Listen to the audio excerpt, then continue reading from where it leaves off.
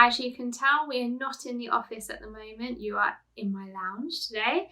But we're going to go and have a look at what these new sensors look like, how easy they are to configure, and a little bit around them. So let's get stuck in.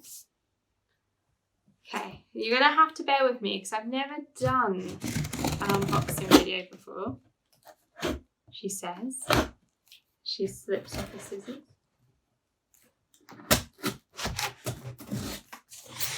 So a couple of people have asked, why have Meraki decided to start making sensors?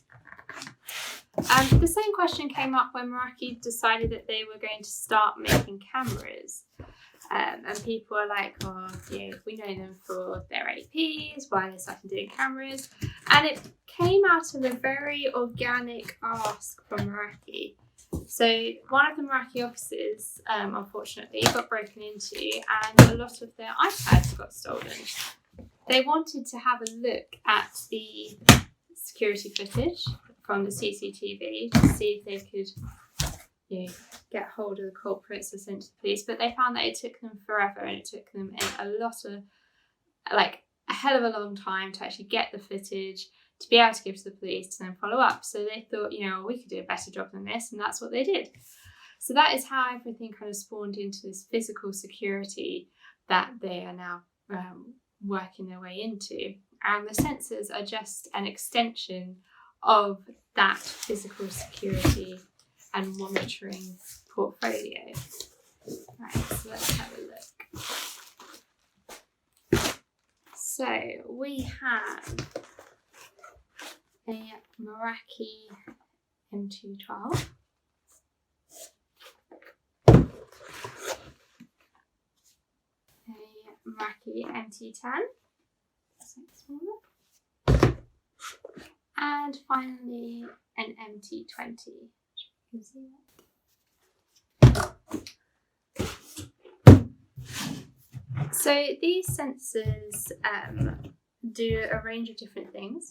They measure temperature, they measure humidity, and obviously motion as well. Now, quite a lot of people will automatically think, oh, so they're sensors for your data center. Yes, they are. You can put them in your data center. Very securely done up. You could put them in your data center, but also you could use them for your offices. So obviously a lot of us aren't in our offices at the moment. And you want to know how the office is doing. You might still have a lot of kit in there. You might have a server room. There may be areas that you do want to monitor a bit more closely, which would be normally down to people physically being on site who can't be there at the moment. So these sensors are perfect because they can alert you if there is a rise in temperature, in case there was a fire, if there was a rise in humidity, in case there was a flood.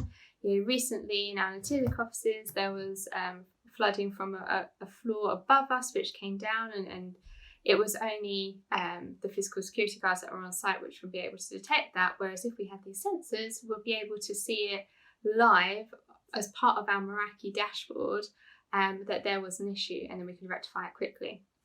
So looking at this packaging here, you can see all very simple. And these sensors literally are battery operated, so very, very easy to power and set up.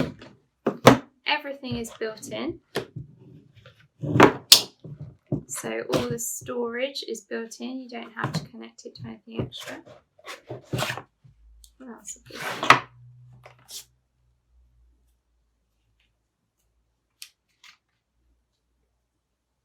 Okay, very, very simple instructions. Not even a word on there. So obviously I'm not an engineer, I'm not technical in the slightest. I'm the product marketing manager at Untitled. So if I think this looks simple and easy to use, then it really must be. Even got the screws.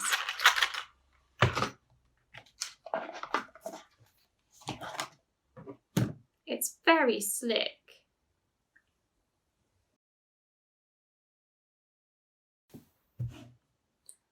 Okay, so now we're going to take a look at the MT12. So this is a slightly larger sensor, and this is for water and leak detection really. So this is if you are concerned that maybe some of your kit is close to water pipes, or there have been some leaks in the past and you just want to have a little bit of extra protection. Let's have a look. Okay, so yeah, slightly larger, a little bit, still smaller than the past. With this, it can store up to 5 days worth of information on the sensor itself before it comes back to the dashboard. But you can see all of the analytics and all of the data live off of your Meraki dashboard. Again, battery operated. And we have sensor extension there. So yeah, again, very simple. And a little information leaflet about the sensor product family as a whole in different languages.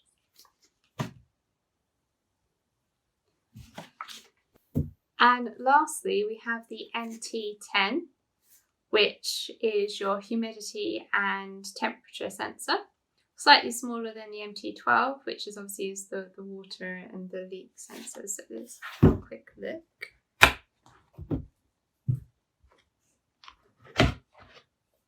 Again, very swish.